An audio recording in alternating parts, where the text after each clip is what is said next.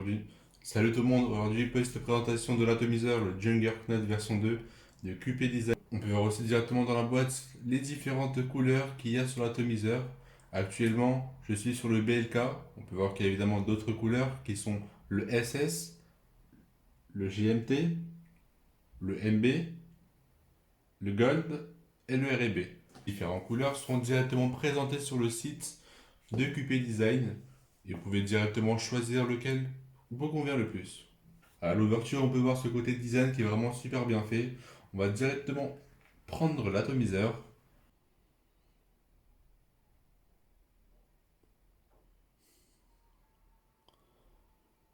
Côté design qui est vraiment super bien fait. On voit les finitions qui sont vraiment très bien travaillées. À l'intérieur du réservoir, vous allez remplir directement votre liquide. Vous allez directement voir le logo de QP Design. On peut voir vraiment une information très importante, le on et le off, qui vont permettre justement de vous indiquer comment ouvrir et fermer. Le côté off est évidemment la fermeture et le côté on qui est l'ouverture. Pour l'ouverture, n'hésitez pas à faire juste un quart de tour et tirer vers le haut. Ça se retire très facilement. Ce côté-là n'a pas trop d'importance, on va juste mettre légèrement un peu de force pour garder la pression. Et ce côté-là, on va justement tirer vers nous.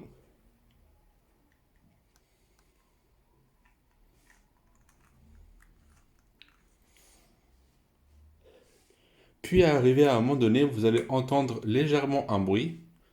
Vous n'aurez plus qu'à tirer. Puis vous allez découvrir le plateau de montage.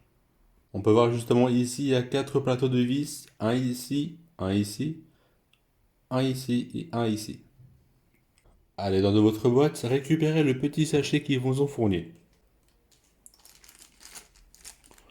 Pour pouvez voir directement dans le sachet, il y a une pince en bleu que vous devez récupérer.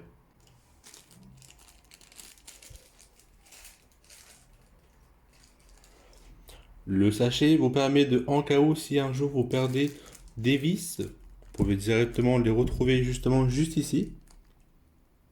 La pince en bleu va vous permettre justement de dévisser et de revisser les pas de vis. Comment mettre les coils? Vous voyez qu'ici il y a 4 vis. Placez le premier coil dans la lignée des deux vis. Faites la procédure pour l'autre coil des deux vis qui sont juste en dessous. Pour que le montage soit beaucoup plus facile, n'hésitez pas à visser votre plateau sur la box. Pour faire le montage, nous aurons besoin de deux coils et du coton. Dans un premier temps, nous allons avoir justement le coil qui va s'installer directement ici, sur les deux pas de vis, comme vous pouvez voir juste ici. De chaque côté, ils sont beaucoup trop grandes. Ce qu'on va faire, on va justement couper. Au niveau de la coupure, nous allons utiliser justement une pince et le coil. Nous allons couper à peu près similairement à la moitié. Vous faites pareil de l'autre côté. Voici le résultat. Ensuite, placez justement le coil dans les deux pas de vis. Voilà le résultat quand on a coupé à la moitié. Donc pour voir justement ici que c'est justement légèrement un peu plus grand, ce qu'on va faire, on va justement couper encore vraiment légèrement. Pour la procédure, je vais couper encore légèrement, un léger bout. Avec les outils, avec l'outil bleu, ce qu'on va faire, on va directement, avec notre autre doigt, pousser le col vers le bas. Et ce qu'on va faire, on va justement visser le tout. Après votre serrage, nous allons voir que votre col est un peu déformé. On va réutiliser justement la pince pour la redresser. Nous allons faire exactement la même chose de l'autre côté. Vous devez avoir justement les décolles qui sont quasiment identiques en termes de longueur. Vérifiez en cas où justement les vis de chaque côté pour voir si c'est vraiment très serré. Descendez en température à peu près à 40 watts. Pour commencer cette étape-là, nous allons utiliser justement une pince céramique. Une chose très importante pour cette étape-là, ça va être vraiment très particulier, ça va être vraiment très important parce que vous devez comprendre que nous devons faire justement chauffer un col ici à la même température. Donc pour voir ici justement que ce côté-là chauffe beaucoup plus que ce côté-là. Ce côté-là chauffe quasiment des côtés, alors que celui-là chauffe carrément au milieu.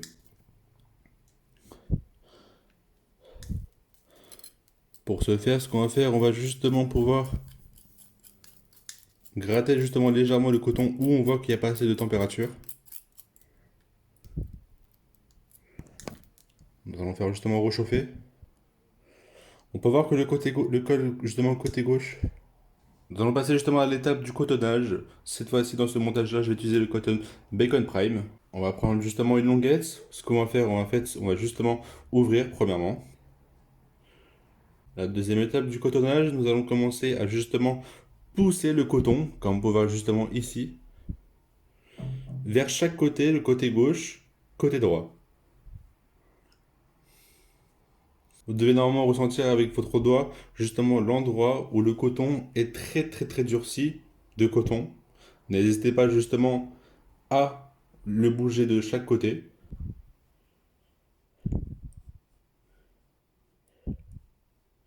Prenez votre temps, vous n'êtes pas pressé. Vérifiez bien de partout si le coton justement il n'est pas dur.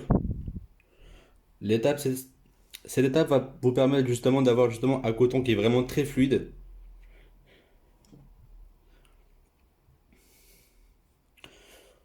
Nous arrivons à cette étape-là, nous arrivons justement à l'étape finale où l'on voit que le coton est quasiment très dense. Ce qu'on va faire, on va justement couper la moitié.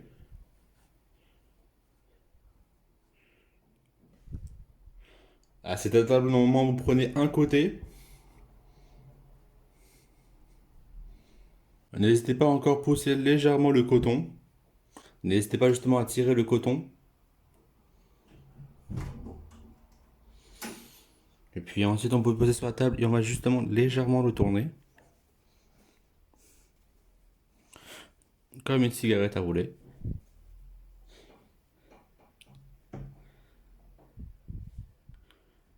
N'hésitez pas à mettre vraiment légèrement de pression, mais vraiment légèrement.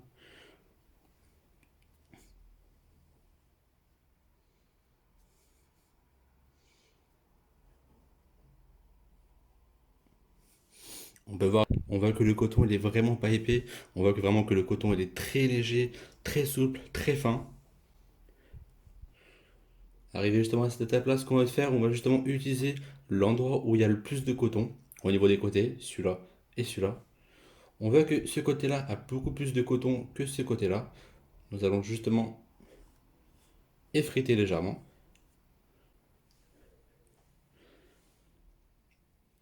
Prenez un de vos côtés et commencez à faire un tourné.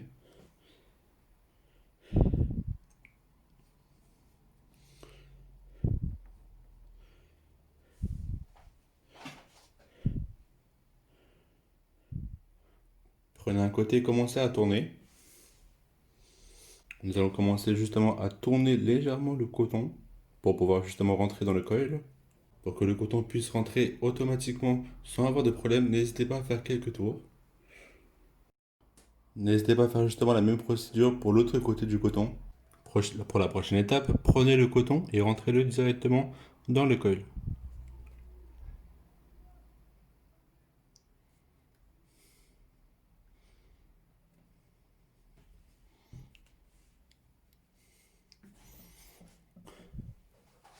Si vous voyez qu'un côté est rentré, prenez l'autre côté, mettez légèrement de pression et tirez vers le bas.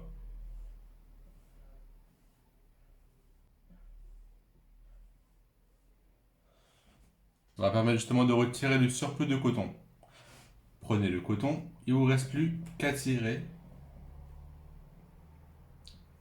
puis placez-le au niveau du milieu. Pour la prochaine étape, nous allons commencer à couper le coton. Vous voyez que ce côté-là, c'était le côté d'origine, et ce côté-là, c'est le côté où j'ai coupé. Prenez le coton, placez-le en aidant de votre prochaine main, en forçant, vous pouvez voir juste ici que c'est l'endroit où vous devez couper.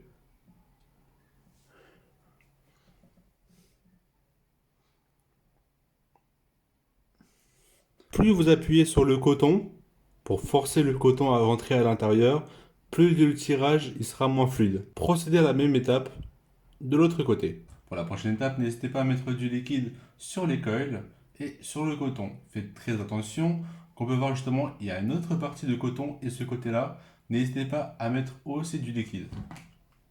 Pour la prochaine étape, allumez votre box et mettez-vous à 40 watts. Pour la prochaine étape, nous allons directement tirer et en même temps souffler. Faites pareil de l'autre côté. Maintenant, on peut voir que le coton est suffisamment sec. On va remettre justement du liquide. On va faire la même manipulation. On va appuyer et souffler en même temps. Pour la fermeture, vérifiez bien ce côté-là et ce côté-là, qui doivent justement rentrer ici. Et ça rentre automatiquement. Il ne vous reste plus qu'à visser. Si vous voyez que ça bouge ou que ça se referme, n'hésitez pas à le refermer et puis le resserrer. N'hésitez pas à mettre le drip tip. N'oubliez pas surtout de regarder votre airflow s'il est ouvert ou il est fermé. Eh bien, on se retrouve face à la caméra. Du coup, je suis actuellement à 60 watts avec les airflows entièrement ouverts. Je vape sur un gommant, je tiens à préciser, c'est parti.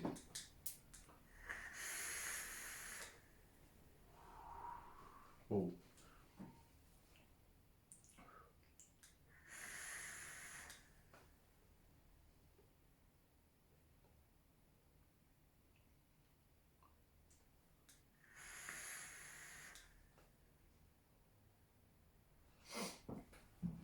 Alors, juste incroyable. Vraiment, c'est. Vraiment, franchement, je suis vraiment choqué. Je suis vraiment étonné de cette. Je suis vraiment étonné de cet atomiseur là, je pensais pas qu'il était aussi puissant en termes de saveur. Les deux points négatifs que je pourrais donner sur cet atomiseur là, c'est que je trouve que personnellement, euh, le drip tip d'origine et le drip tip qui fournit justement en verre, ils sont trop proches des lèvres et de la bouche. Et ça fait qu'en fait, quand vous allez faire un tirage, si évidemment vous n'avez pas de chance, vous avez un remontée de liquide, vous allez recevoir un remontée de liquide arriver mais très très rapidement. Alors que justement, si vous prenez justement un drip tip plutôt haut, vous n'aurez pas un arrivage aussi rapidement. Du coup, vous pouvez directement retirer. Alors justement, le deuxième point négatif, c'est que alors, le deuxième point négatif que je pourrais donner justement à cette mise-là, c'est que c'est en termes d'airflow. Il y a beaucoup de personnes qui n'aiment pas du tout les airflows, ou c'est justement c'est restreint légèrement, ou bien même des personnes qui n'aiment pas du tout les atomiseurs où c'est vraiment très restreint. Sur cet atomiseur-là, je trouve qu'il est vraiment légèrement restreint, ce qui permet justement d'avoir vraiment une petite vape très dense, très fluide. Et évidemment, comme je redis, c'est pas destiné à tout le monde. Du coup, si vous êtes plus une personne qui aime bien vaper sur quelque chose de vraiment un tirage très fluide, très aérien, je ne vous conseillerais pas celui-ci. Alors justement, pour les personnes qui ont l'atomiseur, n'hésitez pas à me dire dans les commentaires qu'est-ce que vous en pensez justement de cet atomiseur-là. Comme ça, je pourrais regarder, je pourrais voir si on a quasiment les mêmes avis. C'est tout pour la vidéo, c'était Alex, salut!